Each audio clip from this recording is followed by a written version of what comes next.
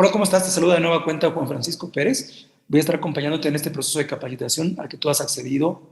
El día de hoy vamos a platicar acerca de la gestión de la producción con base en Lean Construction.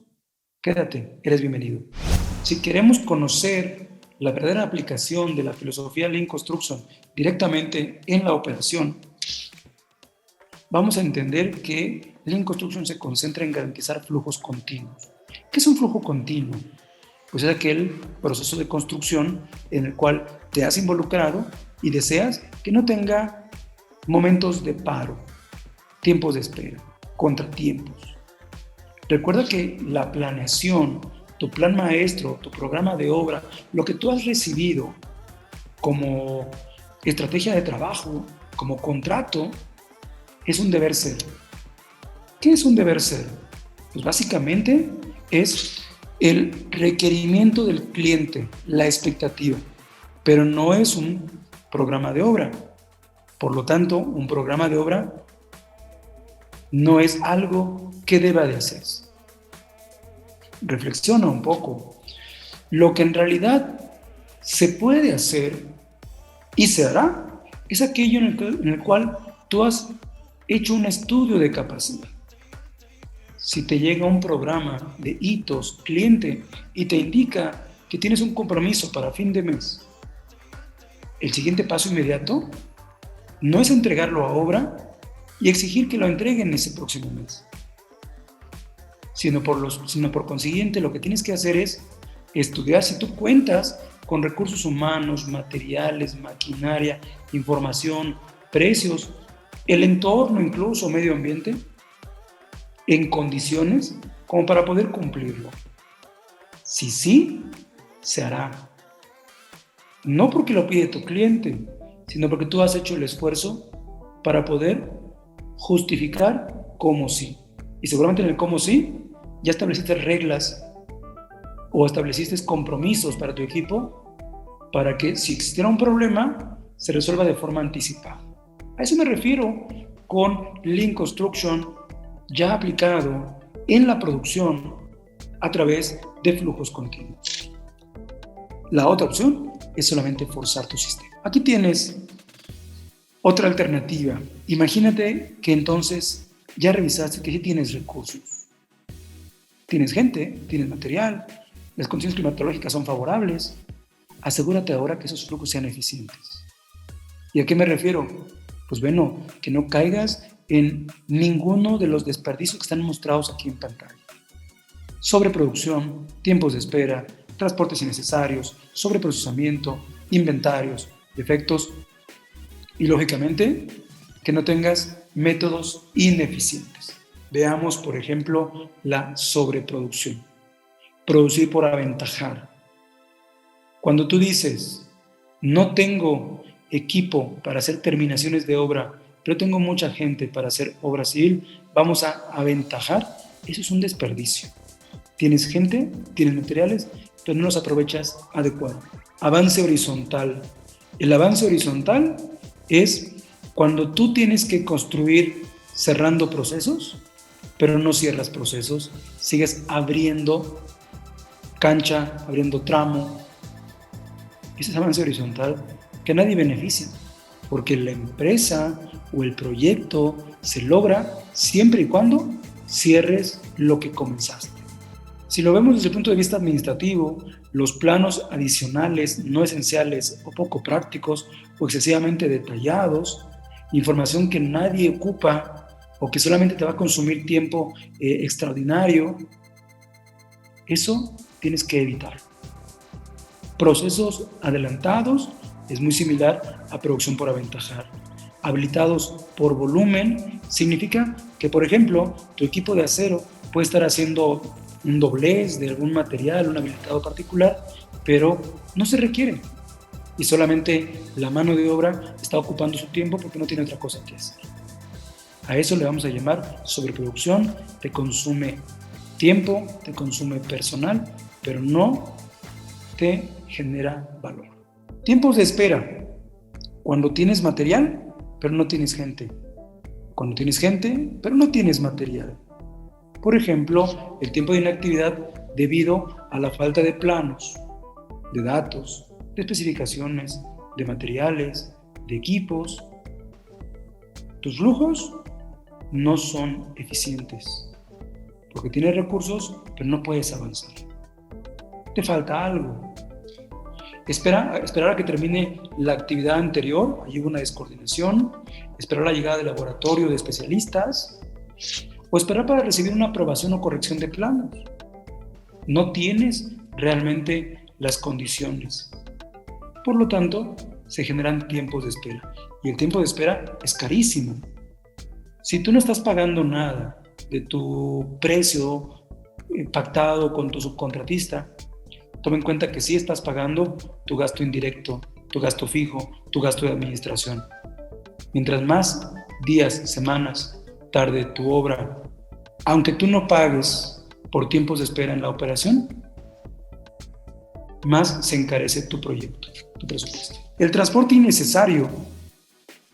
Bueno, cuando tienes un movimiento interno de recursos, los acarreos, el traslado de materiales de un lugar a otro, una mala distribución de los almacenes o una errada planificación del flujo de obra.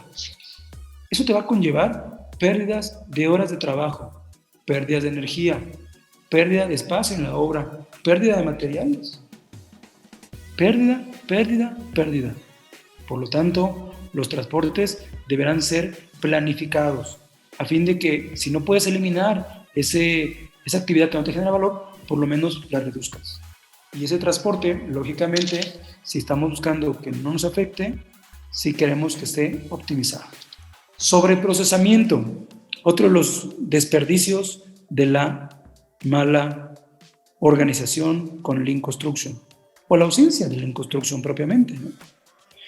Tengo aquí, por ejemplo, cantera en huella peatonal.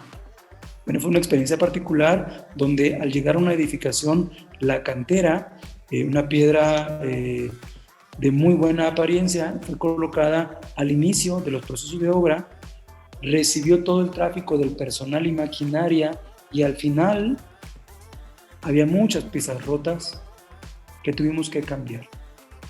El recambio se llama sobreprocesamiento, hacer la misma actividad 2 veces. Te pongo un segundo ejemplo con 2 y 3 manos de pintura. Me he encontrado proyectos en donde un muro ya en condición aparente, un muro en condición blanca o de color, no es protegido o es adelantado y recibe después un proceso de vaciado de concreto. Si se hace en vaciado de altura, va a manchar el muro, provocando que tengas que dedicar tu tiempo en reparación, en detallados. Probablemente el cliente lo reciba en muy buenas condiciones, pero desafortunadamente tú tuviste que dedicar 2 veces el recurso humano o 2 veces el recurso material. Y eso, por supuesto que no genera valor. Eso es un desperdicio Lean. Recorte de piso versus piso medido. Por ejemplo, cuando tú vas a colocar en una superficie un piso cerámico, si no está perfectamente bien dimensionado el área en correspondencia con la medida que te proporciona el proveedor de esa pieza cerámica, puedes incurrir en retrabajos, en trabajo adicional, en sobreprocesamiento, en hacer recortes adicionales que no ocurrirían si hubiera una coincidencia más precisa entre el dimensionamiento del producto y lo que te propone como dimensionamiento del recubrimiento de parte de la oficina de proyectos. Una inspección repetida cuando algo no queda bien es una pérdida de valor por una figura de control que podría estar promoviendo acciones mucho más ricas en concepto, pero solamente está observando, dictaminando pasa no pasa y en pocas palabras no generando valor a tu proyecto. La limpieza, por ejemplo, ¿te has dado cuenta que en muchas obras se hacen 2 o 3 veces la limpieza de los frentes de obra? Porque no se respeta, porque la primera limpieza que debería de darnos posibilidades de continuar sin contratiempos, pues el segundo operador vuelve a ensuciar el frente. No tiene la costumbre de la visión japonesa que después vamos a conocer en otro evento, de la limpieza preventiva. Por lo tanto, la limpieza preventiva lo que va a ayudarte es a evitar la recurrencia en procesos de limpieza. El exceso de inventario, por supuesto.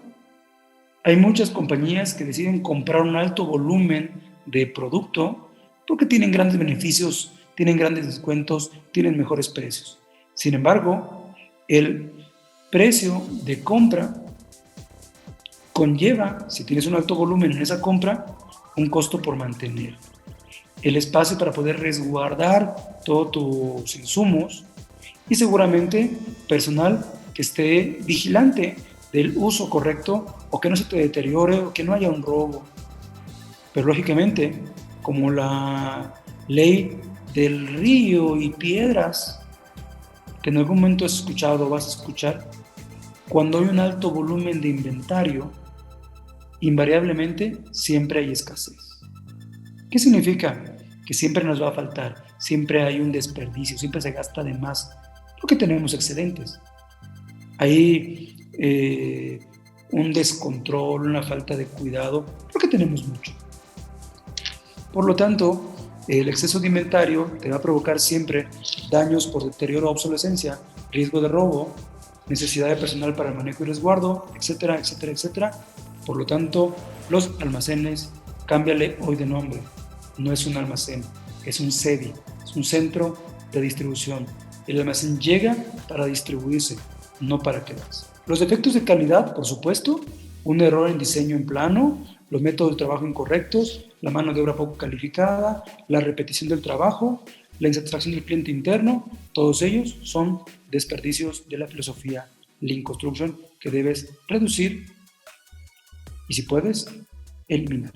¿Qué te digo yo de los métodos ineficientes? Fíjate que en muchas obras de construcción piensan que ese método es ineficiente, pero no se hace nada al respecto.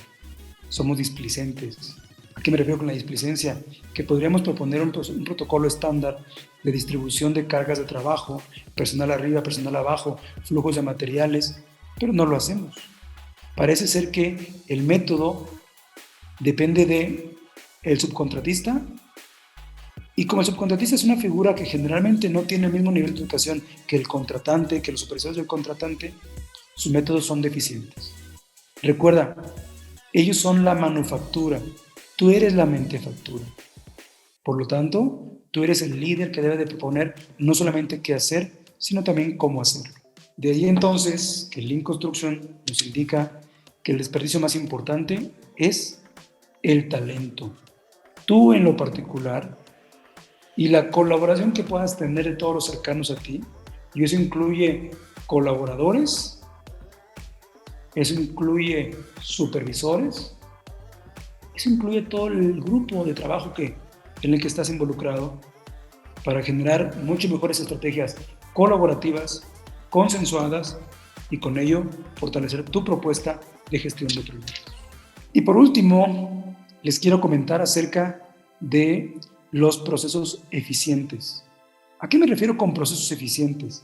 Me refiero a que el tiempo de la operación que tú actualmente le dedicas para un desplante de blog, por ejemplo, la literatura y los proyectos prácticos demostrados nos dicen que solamente se genera valor un 30% de ese tiempo. El otro 70% tiene que ver con tiempos contributivos, auxiliares, y también con tiempos no contributivos. Entonces imagínate que la aplicación de Lean siempre trae de la mano un concepto de rapidez. Cuando tú veas que un proyecto es Lean, es porque es rápido. Y no porque haga las cosas mal.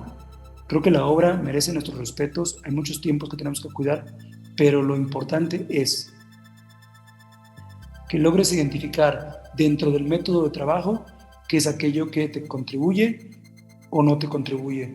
Por ejemplo, con la prueba de 5 minutos y carta balance, que te permite monitorear el desempeño y con ello identificar qué porcentaje de tu obra ¿Es productiva, contributiva o no contributiva? Generando entonces una deducción. Si tú tomas 5 minutos como una muestra de tu población de la jornada, y si en esa muestra solamente el 30% es productivo, quiere decir que tu obra solamente el 30%. ¿Te gustaría en esos tiempos? ¿Te gustarían esos porcentajes? A mí no. Por lo tanto, habrá que ser mucho más proactivo, propositivo y establecer método de trabajo. Recuerda que el secreto de la eficiencia operacional está en las manos de tu operador.